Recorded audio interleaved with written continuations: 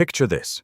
In Birmingham's most prestigious car dealership, an elderly man stands before a 1965 Ford Shelby Cobra worth £850,000. With his worn jeans, black t-shirt, and disheveled hair, he doesn't look like someone who could afford such an expensive car.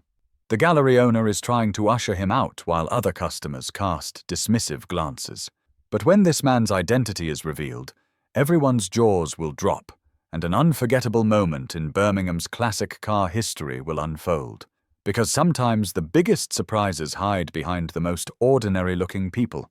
On that cold March morning in 2019, Heritage Classic Cars Gallery was preparing to welcome Birmingham's wealthiest clients. Gallery owner Marcus Wellington was a 52-year-old gentleman, an Eton College graduate. He had been selling luxury automobiles for 30 years and believed himself an expert at sizing up customers at first glance. With its mahogany-paneled walls, crystal chandeliers, and handcrafted Italian marble floors, this gallery was Birmingham's most prestigious automotive showroom. The gleaming blue 1965 Ford Shelby Cobra in the window, with its £850,000 price tag, was the crown jewel of his collection. Marcus sipped his morning coffee while giving instructions to his assistant, Jennifer. "Only true collectors can afford this Shelby, Jennifer. Members of the royal family, famous businessmen. We've reserved it for that caliber of clientele." Jennifer was a 28-year-old young woman, a Birmingham University graduate, and though she was uncomfortable with Marcus's class prejudices, she preferred to remain silent. "Yes, Mr. Wellington, I understand," she replied. At exactly 10:30, the gallery's heavy glass door opened. The man who entered was nothing like what Marcus had expected. Faded blue jeans, a black t-shirt, a worn leather jacket, and shoulder-length hair on a man in his 70s. His face bore the deep lines of Birmingham's working class. Behind his glasses, curious eyes surveyed the world around him. Marcus noticed the man's scuffed cowboy boots and thought to himself, "Here comes another tire kicker." Jennifer stood up to greet the customer, but Marcus stepped in front of her. "I'll handle this, Jennifer," he said, his voice wearing a mask of politeness, though his eyes held clear judgment. He thought such people contaminated the gallery. "Hello," said the elderly man in a thick Birmingham accent. His tone was calm and friendly. "I'd like to see the Shelby." Marcus wasn't impressed by the customer's manner of speaking. He could hear traces of the lower class in his accent, and it bothered him. "Which Shelby are you referring to, sir?" he asked, his voice polite but distant, as if speaking to a child. "The 1965 Cobra, the blue one in the window," the man said, pointing. The moment he looked at the car, a childlike excitement sparkled in his eyes. This car was still mesmerizing, even for someone who had spent most of his life on stages. The chrome bumpers, classic lines, and those legendary Shelby badges. Everything was perfect. Marcus looked the man up and down. "Sir, this vehicle is quite a special collector's piece. Only 348 were ever made, and this is one of those rare examples." The price reflects that, naturally.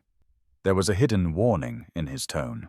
The elderly man smiled, the wrinkles on his face deepening.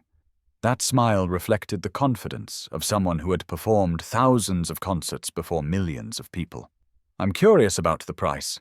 Could you tell me?" Marcus grew even more suspicious. People like this usually left immediately once they heard the price. £850,000, Marcus said, waiting for the man's reaction. "Cash payment, plus you'll need expert support for insurance, maintenance, and restoration." Most people would either be shocked or back away upon hearing this price, but this man nodded and said calmly, "That's a reasonable price." Marcus was surprised but still skeptical. Jennifer watched the situation from her desk and was becoming increasingly uncomfortable with Marcus's behavior. His way of looking down on this customer contradicted the principle that everyone visiting the gallery should be treated with equal respect. But she didn't dare challenge Marcus. "Sir, this vehicle is for serious collectors only," Marcus said with an increasingly superior air in his voice. "Besides, driving this car requires special driving experience." His words seemed to imply, "You can't handle this car." But this elderly man wasn't about to give up so easily. He began walking slowly around the car, examining the hood, checking the wheels.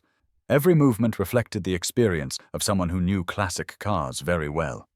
427 big block engine, 485 horsepower, 0 to 60 in 4.2 seconds, he said, rattling off technical details. Side oiler engine, aluminum block, Weber carburetors. Marcus's eyebrows furrowed. This man seemed more knowledgeable than he had assumed, but he was still hung up on his appearance. "How do you know these details?" he asked in a skeptical tone. The elderly man smiled. "I had a good relationship with cars in the past." "Still do, actually." Other customers browsing the gallery were beginning to notice the situation. Charles and Victoria Pemberton, a couple in their 60s wearing expensive Savile Row suits, were eyeing the elderly man with curious glances. Charles was a retired banker, and Victoria was a society lady. "What are people like this doing here?" they whispered among themselves. Gallery standards must have dropped. Marcus didn't want the situation to get out of control. If other customers became uncomfortable, the gallery's reputation would suffer. "Sir, perhaps you might consider visiting another gallery. Our clientele is somewhat different, more exclusive. If you really want to see this car, I'll need to see your identification first," Marcus said, using procedure as an excuse. "Also, could you verify your financial status? Bank references, income statements. We have standard procedures for these types of purchases." The elderly man paused, and a sparkle appeared in his eyes. "My financial status? That's an interesting question." There was a slight tone of amusement in his response. Meanwhile, new customers had entered the gallery. James and Sophie Richardson, a couple in their 30s who worked in the tech sector, had come to look at vintage Porsches. They too had noticed the situation, and were wondering why the elderly man was attracting so much attention. "Strange," James whispered. "Usually different types of people come here." Jennifer couldn't stand it anymore and got up from her desk. "Mr. Wellington, perhaps we could treat our customer more courteously," she said courageously. Marcus shot her a stern look. "Jennifer, please mind your own business." The young woman backed down but looked at the elderly man apologetically. "Now, sir," Marcus said with increasing authority in his voice, "this conversation has gone on too long. If you're truly a serious customer, bring your necessary documents. Otherwise, you might try other galleries.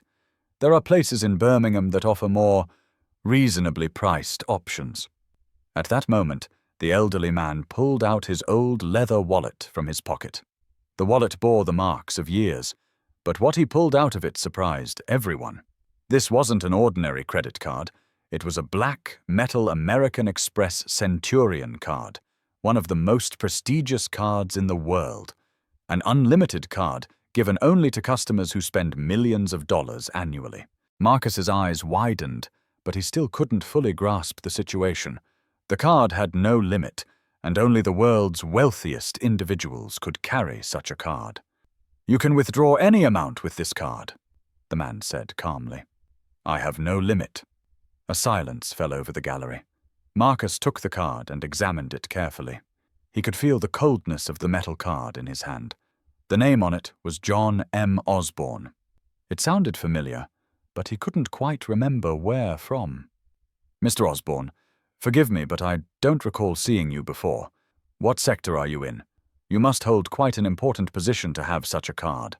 The elderly man smiled, a mischievous glint in his eyes. "I work in the music industry. Well, worked would be more accurate. I'm retired now. Sharon and I mostly sit at home these days. She keeps telling me, 'Ozzy, do this, don't do that.'" He had said his name as if he were just an ordinary person. At that moment, 25-year-old Danny Peterson, who had been waiting in a corner, let out a scream. "My God! Are you Ozzy Osbourne?"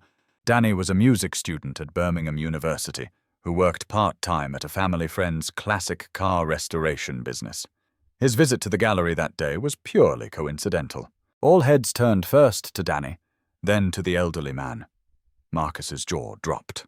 Standing before them was the legendary figure of rock music, the lead singer of Black Sabbath, the godfather of heavy metal, Ozzy Osbourne. "Yes, son, that's me," Ozzy said, smiling toward Danny. That smile reflected the naturalness that came from over 50 years of stage experience. I came to buy the Shelby. I want to surprise Sharon. Our wedding anniversary is July 18th. It'll be 42 years. The woman still puts up with me, can you believe it? Marcus didn't know what to do under the shock. The man he had just looked down upon was a world-famous rock star. His albums had sold over 100 million copies. He had won Grammy Awards and been inducted into the Rock and Roll Hall of Fame. And he had been trying to show this legend the door. "Mr. Osbourne," Marcus stammered, his face flushed red. "I sincerely apologize. I didn't recognize you. This is a great honor." His voice carried a mixture of panic and regret. Ozzy waved his hand. "No worries, mate. I always dress like this. Sharon constantly says, 'Ozzy, why don't you dress properly?' But I'm comfortable this way. I'm 70 years old. I'm not trying to impress anyone anymore." Everyone in the gallery laughed, and the tension dissolved instantly. Danny approached excitedly. "Mr. Osbourne, I grew up listening to Black Sabbath. The Paranoid album changed my life, especially Iron Man. That riff, those lyrics, incredible." Ozzy touched the young man's shoulder.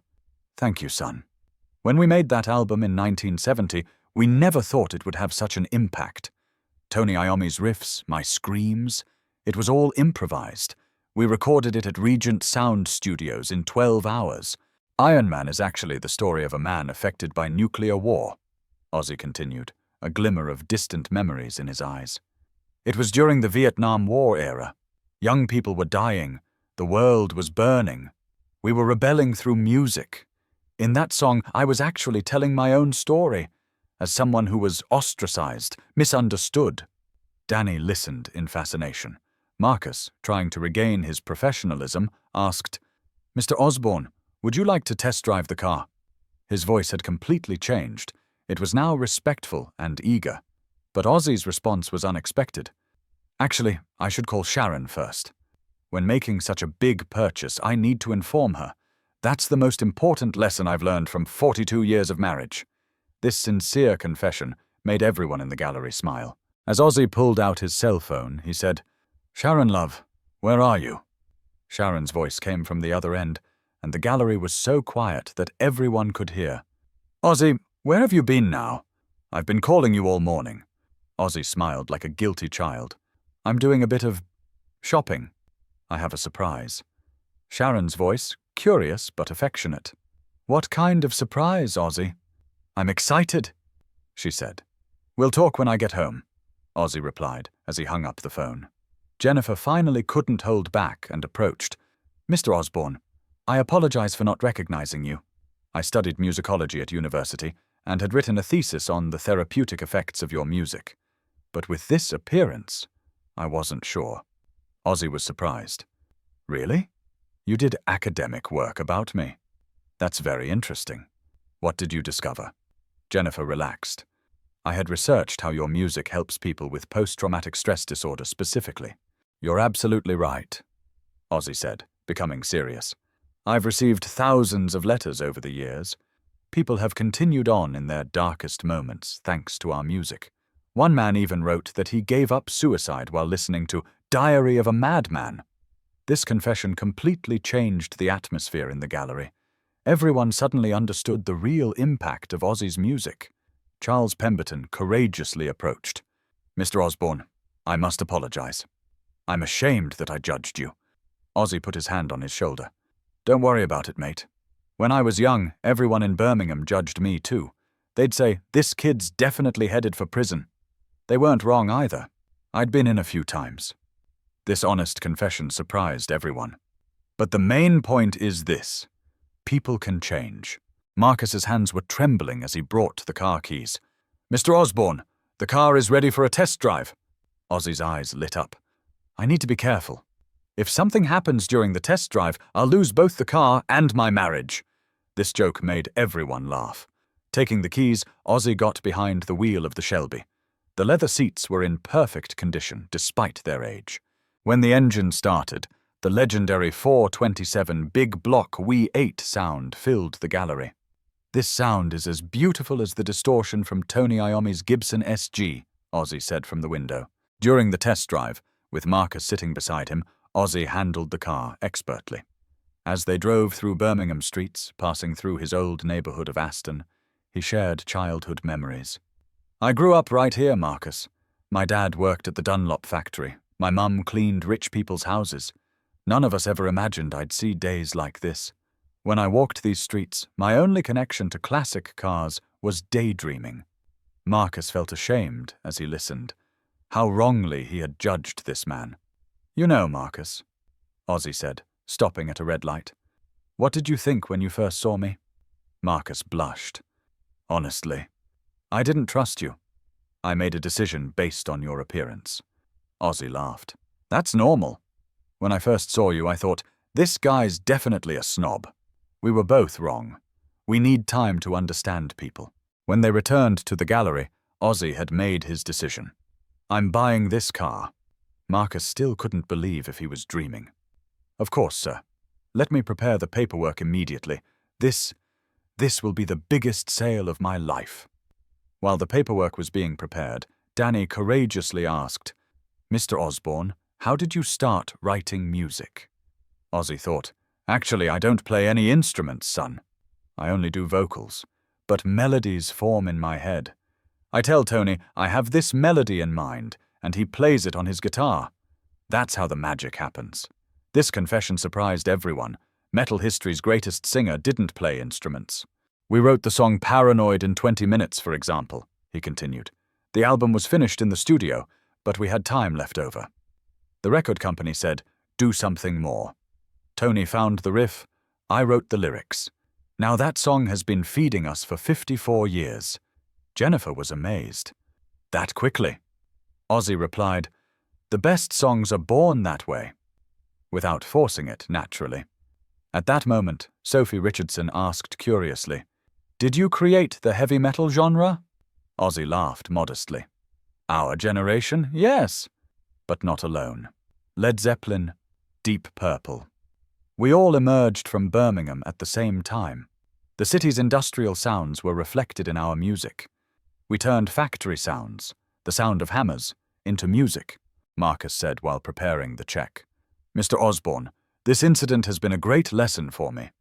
From now on, I'll never judge anyone by their appearance." Ozzy shook his hand with a serious expression. "Being a good person, Marcus, is more valuable than money or fame. When people see me, they still think I'm a devil worshipper, but I'm just an old man who makes music. I do what Sharon tells me, drink my Earl Grey tea, play with my dogs. It's that simple. What we call heavy metal is actually one big family." Charles Pemberton couldn't help but ask, "Is the bat-head biting story real?" Ozzy laughed. "Ah, that damn story." "Yes, it's real. 1982. Usually a plastic bat was thrown on stage, but this time it was real. I bit it without thinking. Then I had to get rabies shots." As Ozzy put the car keys in his pocket, he looked at everyone in the gallery one last time. "This story taught all of us something, friends," he said in a calm but meaningful voice. "I was a kid who came from Birmingham's working-class neighborhoods, and you judged me when you first saw me. But music, love, and time showed that none of us are what we appear to be." As Ozzy drove away in the Shelby, the engine sound echoed through Birmingham streets. What he left behind wasn't just a car sale, but an unforgettable life lesson and one of rock history's most beautiful stories.